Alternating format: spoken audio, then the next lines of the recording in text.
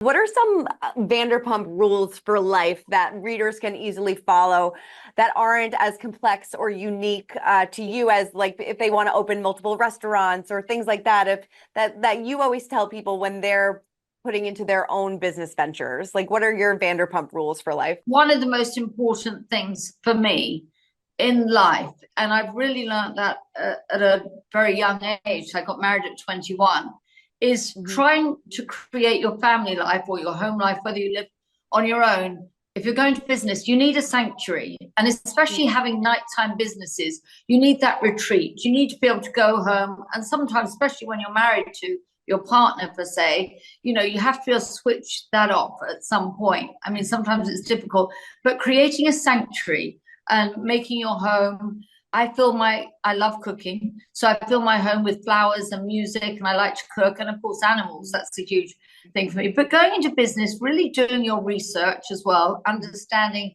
your competition, knowing it inside out, upside down, and then bringing your own unique flair.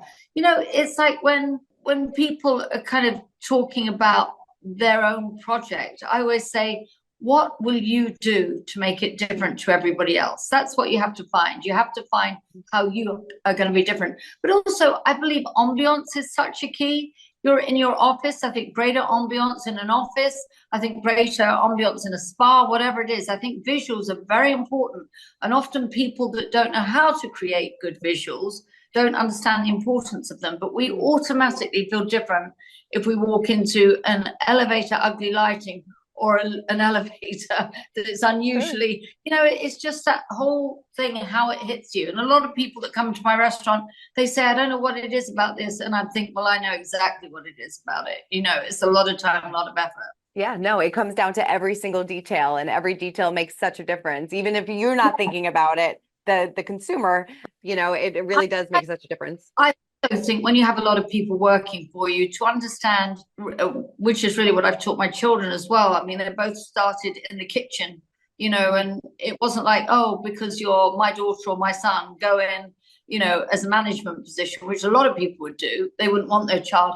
My children, Max started washing dishes, then running tables, bussing, then serving. Pandy started, bussing, serving, understanding it right from the very beginning is really important. Totally. You said, obviously you got married when you were 21. You and Ken are about to celebrate over 40 years of marriage, what, 42 years of marriage? Congratulations. I mean, I'm sure you get this question all the time, but what do you feel like your secret is? Like you said before, creating that sanctuary, having that solid foundation. But what do you think your secret is? I think we've always had a great sense of humor between us. I also Mhm. don't think you can find everything in one person. I just don't believe in that. You're going to have girlfriends you're going to talk about something with. You're going to have your boyfriends, so to speak, and I think you have to really understand that people aren't perfect. Mhm.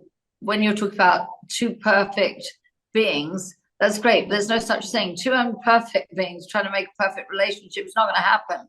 So having a sense of humor, not Mhm. trying to control each other, I think that. And also, I think with women in marriage, really giving them the respect that they Mhm. deserve when you're looking after children and running a home. That's a job too. That's not just somebody staying at home. I've been there, done that too. And Mhm. just really respecting each other. Yeah. Was there like a rule or conversation that you had before you decided to put your relationship out in the open for people to kind of, to take in, to analyze, which people do? Did the two of you have a conversation about how you wanted to handle reality TV and bringing cameras into your home? I think any preconception you have Mhm. just kind of goes out the window ultimately. I think we've seen that on reality television. We've seen everybody walk down the carpet and say, my darling, my this, my that. And then, suddenly you think, what? That's not what I thought. I Mhm. think, it's not perfect, but I don't think any relationships are, even Mhm. with your children. You battle to and fro and you kind of push and pull. And ultimately, hopefully, parents end up winning. Yes, But yeah, right. there weren't really any rules. It was just be yourself, really. I mean, I've always been like, oh my God, I wanted to kill him, or oh my God, I nearly put the pillow over his face. I want to strangle him because it's not easy. Yeah, 42 years this year. Thank you for reminding me. It's actually this month. Yeah. Yeah. If we Is make he still? it. Oh, yes. Is he still a romantic? Is there like the most romantic thing that he has done for you? He never ever criticizes me, which makes it much easier to live with somebody who's supportive of you. I criticize him all the time, I say, but he doesn't criticize me. But yeah, he is romantic, but just in other gestures. I mean, the love he has for our animals and the way he treats them and things like flowers. Yes, he still buys me flowers all the time because that's an easy way, to my heart. So I yeah. love that so much. But I love he that. does support me. And, we talk about it. Is this the right thing for us to do? We're opening another restaurant in Vegas just next month. And we're right kind of in the middle of, finishing it up, making it look beautiful. And again, it's very, very important to me how good it looks. And we also enjoy the whole culinary parts of it as well. It's hospitality is something we love, right from our home, right to, through to a 12,000 square foot restaurant. Right. Well, speaking of hospitality, another business venture that was just announced with Vanderpump Villa and Stassi's involvement. She's coming back to our TV screen. So excited about that. Can you tell me a little bit about what her role is going to look like? You know that I can't talk about that now at all. I really can't. But yes, it's true. It's not a rumor. And I'm very excited about it. I always had a pretty good relationship with Stassi and wanted to see her.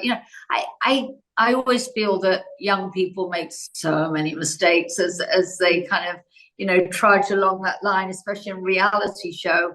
So I'm glad to see her back. She's matured.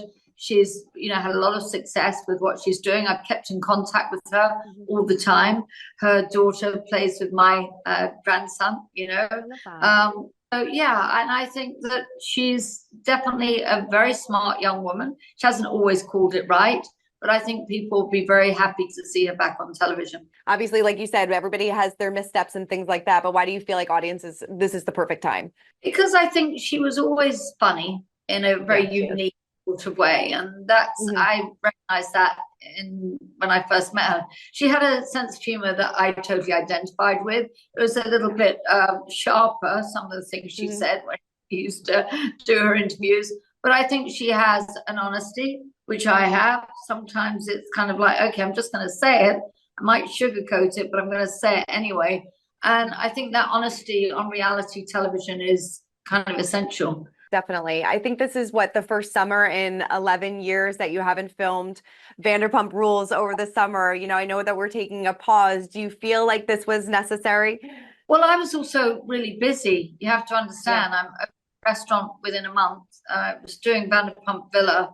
I was doing Gordon's show until the spring. So I haven't had a vacation all year. Really. You deserve it. Really busy, but I've got things to do first and all the other things that we do. And being involved with Kroger was a lot of work, but it was really exciting. As I say, there's nothing I'm doing, even our dog foundation, working on it as a charity, trying to keep that going. I was just looking at my cameos today because I've spent so much time doing cameos over the years to really help the dog foundation. $565,000 I've raised from cameo that all goes direct. So I'm all about, if you want something done, go after it. It's very hard to start a charity. But yeah, if it's something I love to do, I've got incredible energy. But yeah, that's who I am. Definitely. Do you have any regrets about last season of the show? I think it was a very difficult line to navigate when you see, somebody was dealing with suicide ideation and they'd had a misstep, a huge misstep, being very close to Ariana as well, but once I was seeing Ariana thriving and then I still saw Sandoval kind of floundering, I felt that I tried to facilitate some kind of cohesion between the group because each and every one of them made mistakes, and I think it became very, very difficult, and it became very kind of, he was really, I'm not saying that he didn't deserve a huge backlash, but some of it especially when you're sitting at the White House Correspondents' Dinner and they're talking about that there, it kind of spread like a wildfire, really. It did. So, Yeah, no, I don't think anybody thought that scandal would explode the way that it did. yeah. But you said, you tried to have this cohesion with the group. Do you feel like you'll ever get that again? Because obviously there was so much infighting, outside of scandal, this past season as well. And that's kind of trickled out after the reunion. So do you feel like you'll get that cohesion again? I think that one of the exciting things about Vanderpump Rules and this group, when they're so close, I think we've all had relationships in our life where we say, that's it, I'll never Yeah. speak to that person again. Sure. And then some find your way back to each other. So this group has always had that kind of contentious relationship, being very outspoken. And as I said, that's what makes good reality television, is having outspoken characters. That's what makes people difficult to deal with, is having outspoken characters. So it's a double-edged sword, really. So I can never say about any of them, because I remember back in the early days with Stassi and Kristen, when they got into a huge fight, you thought, oh no, they'll never be back. And sure enough, it happened. So I don't think you should count any of them out yet. Yeah, never say never. And speaking of never say never, we recently spoke to Rachel, and she said, the only way that she would return to Vanderpump is if there was an all expense paid therapy. What's your reaction to that? And would you welcome her back? But she said that? She did, yeah. But I think she has had a therapist on hand the whole time through filming and then after. I think Bravo are very cognizant of that, of being there, even when you're filming, saying somebody's available for you to talk to. So I don't quite understand what that means. Do you feel like in this way, would she ever even fit back within this group? And would you want her to see her back? It's hard to integrate somebody into a situation. As I say, you can never say never, but it's very hard to integrate somebody. But she's had a lot of negative things to say about Vanderpump Rules, about the producers, about NBC. So I think we can safely say that ship has sailed. What do you make of all of Ariana's success, back on Chicago, Love Island, Dancing with the Stars? I mean, she's staying. I love, but this was the greatest revenge. This is what I loved for her, because often people flounder, and for a moment there, I thought she was going to flounder. I thought she would become the victim of this. But when she was sitting there and she seemed so depressed, but then she came back and she didn't get mad. She just got even. And I loved that. I really love that. So I hope she can find a place in her life where she can, let the anger go. And I think then you can really feel you've moved on. But I think she's done really well. And I cheered her on every step of the way. I'm proud of what she's done, for sure. Definitely. And another big venture that she had with is Something About Her. Yeah. Have they reached out to you since it's been open for any advice and things like that? And have you given them any? I haven't really been around, to be honest, but I think they've got this, because I've spoken to them. I think, yeah, they've got this. I'm so excited to chat with you about your partnership with Kroger. This floral line seems absolutely perfect.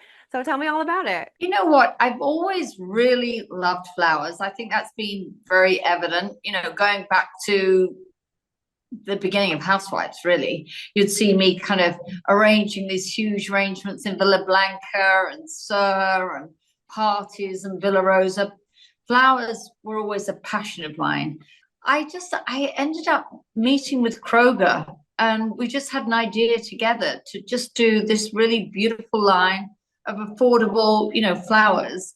And we just worked, really hard on it, on trying to, come up with something that is pretty, but it's attainable. Not everybody's going to go as ridiculously crazy as I do in restaurants, but I always believe flowers bring such a beautiful energy to life. As you know, I design all my restaurants, and they often have huge flower arrangements, because to me, flowers is just like a natural beauty that you can just put into the center of your room, and it brings life to the room. So to create this whole line with Kroger's was really a lot of fun for me, I have to say. And I've also got this website where we've got tutorials and tips and tricks and things that I've learned over the years. So yeah, it's been a lot of fun for sure.